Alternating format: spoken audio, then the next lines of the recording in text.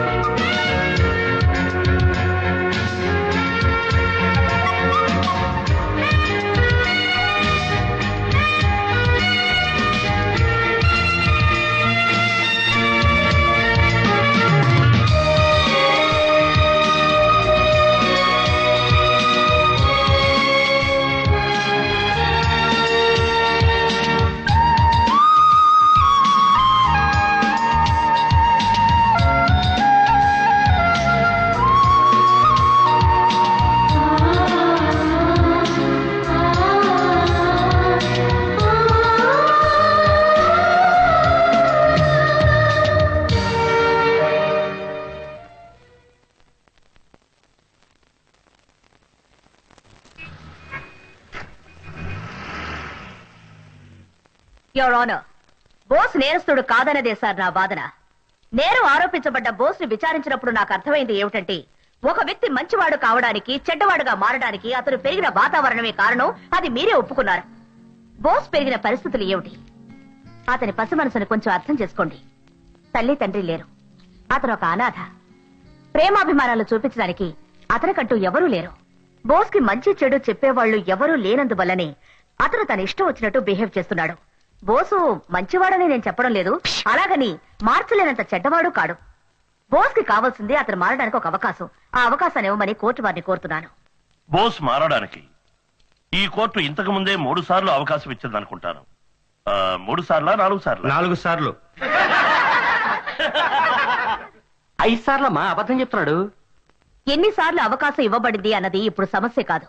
అసలు సమస్య ఏమిటంటే, అతని మీద నమ్మకం ఉందా లేదా అన్నదే. ఆ నమ్మకం నాకుంది. బోస్ కి 4 సార్లు కోర్టు అవకాశం ఇచ్చిన మాట వాస్తవమే. కానీ అతనికి ఇప్పుడు ఇచ్చే అవకాశం వల్ల అతను ఖచ్చితంగా మారతాడని నేను నమ్ముతున్నాను. కనుక బోస్ ని క్షమించి విడుదల చేయవలసిందిగా కోర్టు వారిని కోరుతున్నాను.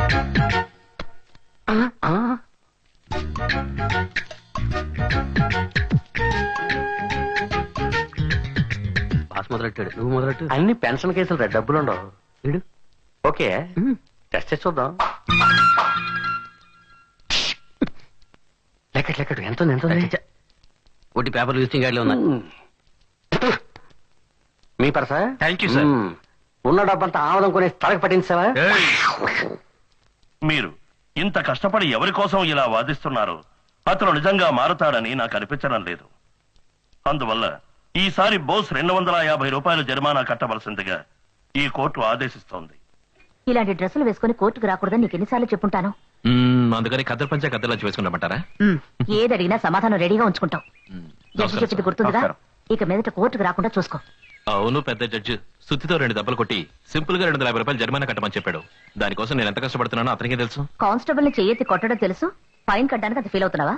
మీకు తెలియదు మేడం, ఆ పోలీస్ మన దగ్గరే మామూలు అడుగుతున్నాడు. ఇవ్వనంటే బెదిరిస్తున్నాడు మన దగ్గరే. అందుకనే నా స్టైల్లో 2 ఇచ్చాను. పంచ్, 4-5 పంచులు ఫినిష్. ఆ తర్వాత మీ ఫీజు ఎంతో? నేను ఏ రోజైనా ఫీజు అడిగానా? కానీ మీరు నా కోసం వాదించారు కదా. ఇంత చెప్పాక వద్దంటే నువ్వు ఫీల్ అవుతావు. ఆత్మాభిమానం ఒకటి.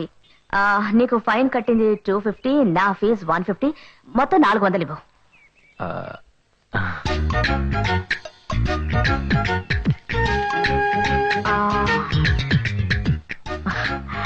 థ్యాంక్స్.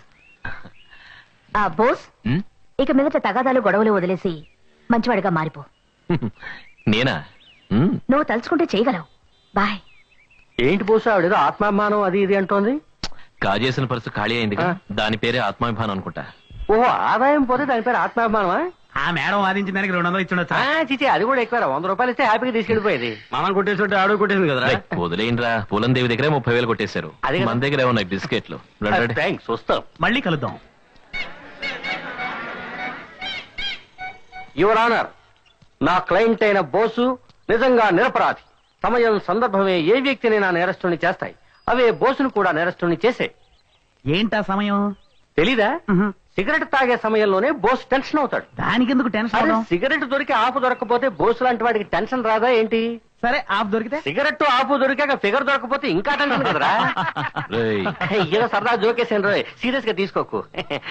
కానీ నిజంగా ఈ రోజు పద్మిని మేడం వాదనకి పడిపోయి ఆమె దగ్గర కొట్టేసిన డబ్బు ఆమెకే తిరిగి ఇచ్చాడు. ఏమంటారా? ఆ మేడం తీసుకుంటారని నేను అనుకోలేదురా. కానీ సూపర్ గా ఆర్గ్యూ చేసింది కదా. ఏరా ఆర్గ్యుమెంట్ మాత్రమేనా సూపర్, అందం కూడా సూపరేరా. ఏం ఫిగర్ గురు. ఎవరికి ఎంత తీసుకుంటుంది? ఏరా చెక్ తీసుకుంటుందా క్యాషా? వదిలితే క్రెడిట్ కార్డు లో పే చేసేట్టున్నావు. ఎందుకు అడుగుతున్నావు? లేదురా ఆర్గ్యుమెంట్ కి అడిగాను. అలాంటి విషయాలు మనకు తెలియదురా. రే బాస్, ఆర్గ్యుమెంట్ కి డబ్బు మాత్రం ఇస్తున్నావా లేదా మీ ఇద్దరి మధ్య ఏదైనా?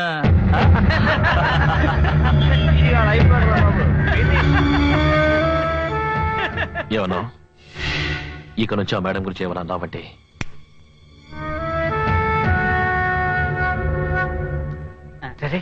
రేయ్ బాసు, నాకు డౌట్, మీ అన్న నీతో ఎందుకుంటలేదురా? ఎందుకు మీ అమ్మ మీ నాన్నతో ఉండడం లేదు? వీడికి ఇది కావాల్సిందేరా. ఇలా రా. ఎంత మిగిలింది నువ్వు ఉంచుకో.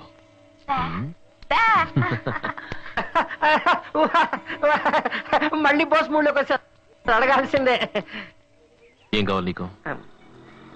మా అందరికి కూల్ డ్రింక్ కావాలి, పోయిస్తావా? నవ్వేశాడు. మా అందరికీ ముందు కావాలి, పోయిస్తావా? ఓకే. బోసు రేపు ఖర్చుకి డబ్బులు లేవు గురు. ఎక్కడైనా కొట్టేయచ్చుగా. ఇక్కడ ఎవరి జేబుల్లోనూ పర్సులు లేవే. కొంచెం ఉండు. Hello, how are you?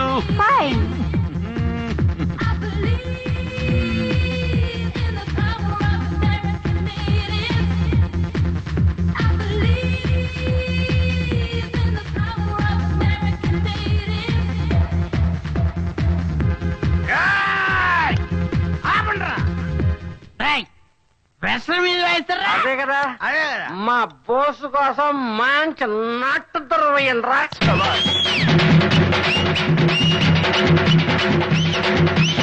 మహాజనులారా, మీకు ఆశ్చర్యాన్ని కలిగించే అద్భుతమైన సాహసాన్ని ఇప్పుడు చూడబోతున్నారు. ఒక చిన్న అగ్గిపుల్ల మన వేలికి తగిలితేనే మనం విలవిల్లాడిపోతాం. కానీ ఈ యువకుడు ఇప్పుడు మన ముందే తన ఒంటికి నిప్పంటించుకుని అంత ఎత్తు నుంచి దూకి మిమ్మల్ని ఆశ్చర్యంలో ముచ్చెత్తబోతున్నాడు. అయ్యో పాపం చిన్న కూరాన్ని పండించుకుంటున్నాడే. అవునవును, 60 ఏళ్ళు వచ్చి వేస్ట్ గా ఉన్నారు. వీళ్ళకి పెట్టాలి నిప్పు. నీ పెళ్ళానికి పెట్టరా నిప్పేదో. నీ కూతురు నీకు చెయ్యి, నీకు పెడతా. నన్ను దాన్ని చేసుకోరా.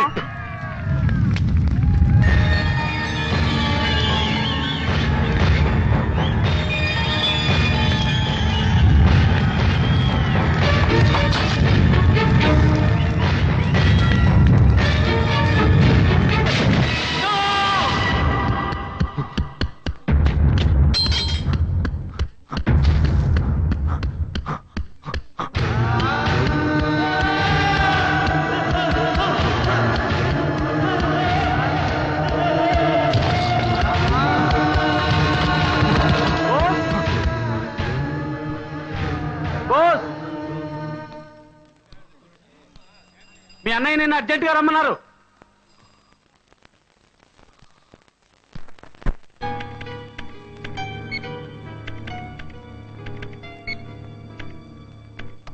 ఎంత 40,000 అండి. ప్రతిసారి చెప్పి పంపితేనే డబ్బు తీసుకొస్తావా? ఇంకెప్పుడు అలా జరగదండి. లెక్క చూసి చెప్తాను అంతవరకు. అలాగే సార్. వేణు, 40,000 అట, లెక్క చూసుకో.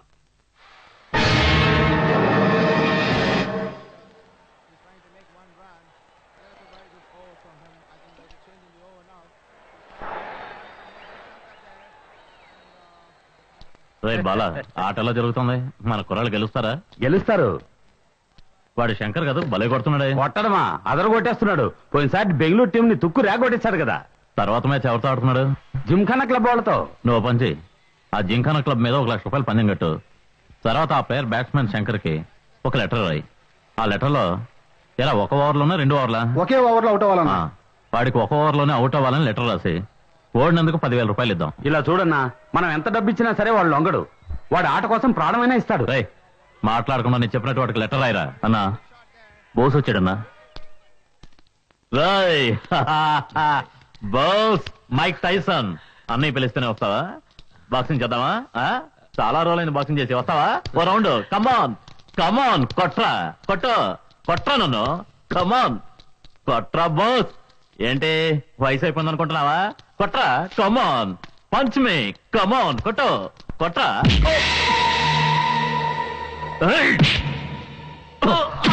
బోస్ మీద చెయ్యిస్తావా? గాడిద, వాడు మనవాడరా.